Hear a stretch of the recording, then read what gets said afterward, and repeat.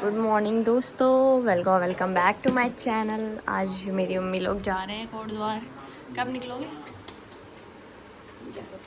11 बजे। और अभी सब कर रहे हैं नाश्ता।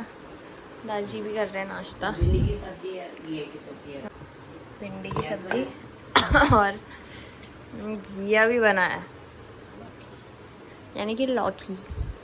अभी मैं ऊपर जा रही हूँ, मेरा नाश्ता तो ऊपर है। चलो चलते ऊपर जाके देखते हैं।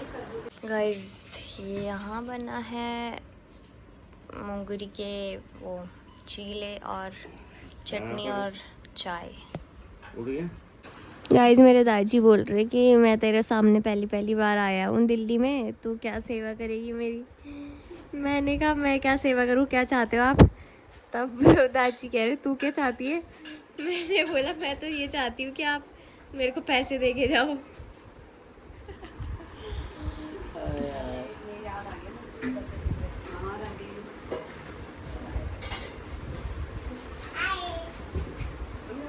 तो गाइस, फाइनली मम्मी सुनाने वाली है अब स्टोरी, इतने टाइम बाद। चलो सुनाओ। अच्छा चलो, राधा तेज राधा बोलो जरा। राधा रानी की स्टोरी सुना दे, ठीक है। हाँ। अभी तो सबको पता ही होगा कि राधा रानी की जो सखियाँ थी वो अष्ट सखियाँ थी। मुख्य सखियाँ जो थी वो 8 थी। हाँ। तो 8 में से भी सबसे जो प्रमुख थी वो थी ललिता, है ना। तो अब कृष्ण जी का तो सबको पता ही है कि वो गोपियों के साथ मतलब खूब मतलब वो करते रहते थे, रास लीला और वाद विवाद, और मतलब वो करते थे, मजाक हंसी मजाक खूब करते थे। तो एक बार क्या होता है कि ऐसे कृष्ण ना किसी के साथ विचरण कर रहे होते, किसी गोपी के साथ। विचरण मतलब घूम रहे होते हैं। हाँ। घूम रहे होते हैं तो फिर जो राधा रानी है वो मतलब कान्हा जी को देख के और मतलब थोड़ी गुस्सा सी हो जाती है। और लेकिन एक बात भी थी कि राधा रानी मतलब राधा रानी ऐसी है कि वो अगर गुस्सा हो जाती थी ना तो कृष्ण इतना उनको मनाते थे, इतना मनाते थे, मतलब मान करके बैठ जाते थे वो। तो इतना मनाते थे कि कृष्ण बोलते थे कि इतना तो मैं कालिया नाग को मारने में नहीं थका, इतना मैंने जो कंस के साथ युद्ध करा था उसमें नहीं थका, जितना मैं राधा को मनाने में थक जाता हूँ। पर ये राधा है कि मानने का नाम ही नहीं लेती। तो इस तरह से कृष्ण का मतलब वो कृष्ण और राधा का वो है आपस का, जिसे बोलते हैं ना स्नेह। तो अब वही सीन था कि मतलब ललिता देखती है कि कृष्ण ना किसी और के साथ घूम रहा है और राधा रानी को उसमें गुस्सा आ रहा है। तो मतलब ये स्टोरी ये है कि हमने कृष्ण और राधा के आपस की जो बॉन्डिंग क्या है उस भाव को समझना है हमने, कि भाव क्या था। ये हम लोगों के जैसे मटेरियल लाइफ वालों के जैसे नहीं है कि मतलब उनमें जेलस वाली राधा रानी और कृष्ण की मैं स्टोरी सुना रही हूँ ना उनकी सखियों की। तो ये मैं इसलिए सुना रही हूँ कि हमें उस भाव को वो करना है कि जैसे हम बोलते हैं कि कृष्ण ने रास रचाया है, कृष्ण राधा कृष्ण की शादी नहीं हुई, वो दोनों गर्लफ्रेंड बॉयफ्रेंड थे जैसे आज के यूथ बोलते हैं। मतलब सेम सीन ये है कि राधा अष्टमी जिस दिन थी ना उस दिन मैंने प्रवेश के फ्रेंड्स को बुलाया था कि आज राधा अष्टमी है, आज राधा रानी का बर्थडे है। तो प्रवेश के दोस्तों को मैंने प्रसाद खाने के लिए बुलाया था कि मतलब मैं और कुछ नहीं कर पा रही हूँ, राशि रहती तो थोड़ा और अच्छे से करती, बट यार राशि थी नहीं तो मैंने कहा ऐसे ही कर लेती हूँ। प्रवेश के फ्रेंड्स को बुलाया था मैंने प्रसाद खाने के लिए। फिर मैंने उन्हें प्रसाद खिलाया। मैंने कहा तब तुम्हें पता है कि मैंने क्यों बुलाया है तुम्हें यहाँ? तो एक ने बोला कि हाँ पता है कि आज राधा रानी का बर्थडे है। तो मैंने कहा अच्छा। मैंने कहा वाह, ये तो बड़ी अच्छी बात है, मतलब बहुत कम लोगों को पता है कि राधा रानी का बर्थडे कब आता है। तो मैंने कहा वाह। मैंने कहा तुझे कैसे पता चला?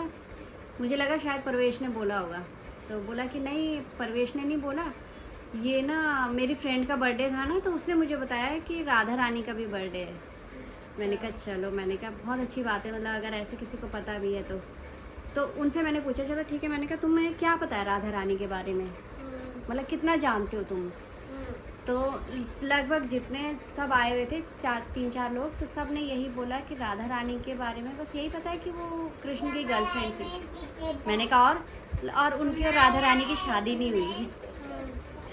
मैंने कहा और बस उनकी शादी रुक्मणी से हुई, राधा रानी से उनकी शादी नहीं हो पाई। तो इसलिए मतलब ये स्टोरी सुनाने का मकसद मेरा यही है कि मतलब इस चीज़ को समझो कि वो राधा और कृष्ण अलग नहीं है। भगवान का जो राइट हैंड, जो राइट हमारा साइड होता है, उसका जो भगवान ने राइट हिस्सा है ना, वो राधा रानी है, और भगवान वो लेफ्ट, और भगवान का जो राइट हिस्सा है वो है संकर्षण यानी कि बलराम।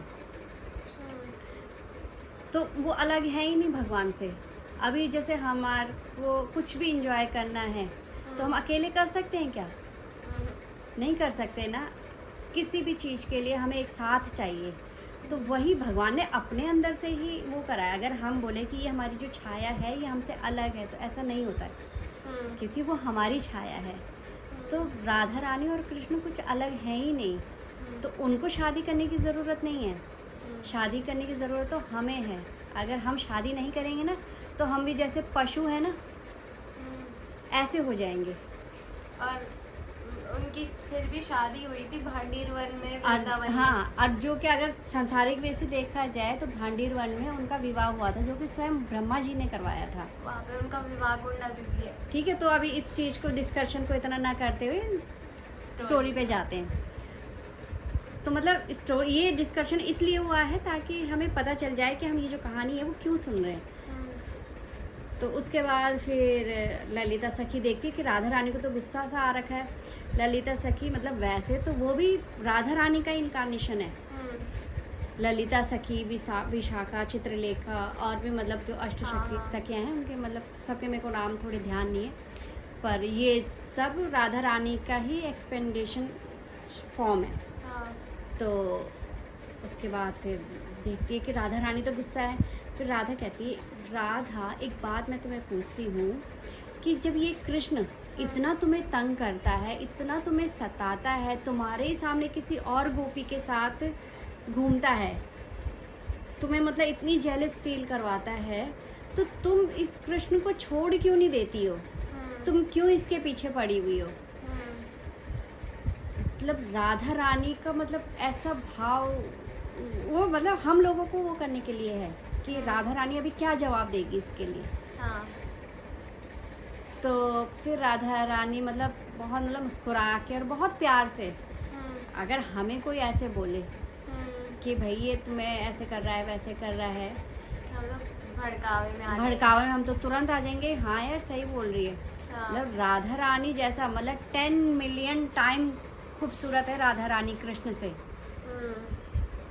इतना खूबसूरत तो मतलब वर्ल्ड में क्या पूरी सृष्टि में कोई नहीं है जितनी राधा रानी है।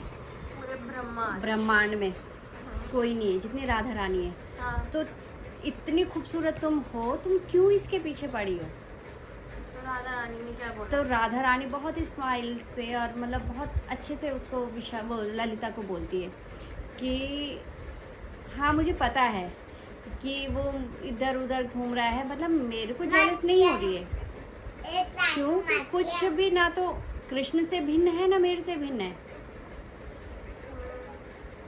तो मैं सिर्फ इसलिए सब मैं इसलिए करती हूँ ताकि कृष्ण को इसमें प्रसन्नता होती है।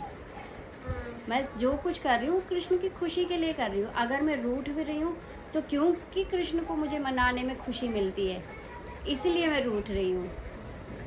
अगर मैं जेलस फील कर रही हूँ तो क्योंकि कृष्ण को खुशी हो रही है, इसलिए मैं जेलस फील कर रही हूँ। तो ये भाव रहता है राधा रानी का कृष्ण के प्रति, मतलब भगवान के प्रति। राधा रानी एक तरह से गुरु तत्व है हमारे लिए। तो हमारे को सेम भाव रखना चाहिए कि हमें भगवान की प्रसन्नता के लिए जो भी करना है उनकी खुशी के लिए करना है, अपने लिए नहीं। हम तो अपनी प्रसन्नता के लिए करते हैं। हाँ, अगर हम भक्ति कर रहे हैं, पूजा कर रहे हैं, तो अपनी खुशी के लिए कर रहे हैं ना। हाँ। कहीं पे हम भगवान को ऐसे थोड़ी देख रहे कि इसमें भगवान को खुशी होती होगी। लेकिन राधा रानी का भाव था कि ये कोई बात नहीं, वो जो कुछ कर रहे हैं ना, मैं ये सब इसलिए कर रही हूँ क्योंकि कृष्ण उसमें प्रसन्न होते हैं, उनकी खुशी के लिए मैं कर रही हूँ। वाह गाइस, कमेंट करके बताना कैसी लगी आपको स्टोरी इतने दिनों बाद सुन के। अभी मम्मी लोग जा रहे हैं 11 साढ़े 11 होने वाले हैं। Okay okay bye. Hare Krishna. नहीं लाए तुम इस बारी? गाइस ये लोग जा रहे हैं। लो इसको पकड़ो। आ गई मैं। चलो बाय बाय बाय। बाय यार। राशि फील दे रही है इसमें बैठ के। पैसे दे रहे हो क्या आप मुझे? थैंक यू दद्दा। Bye bye.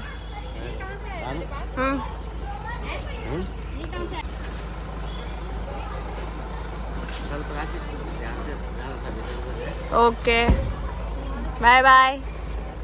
चलो ठीक है। हाँ आती हूँ अगले हफ्ते। हाँ डाल दिया। ठीक है ओके बाय।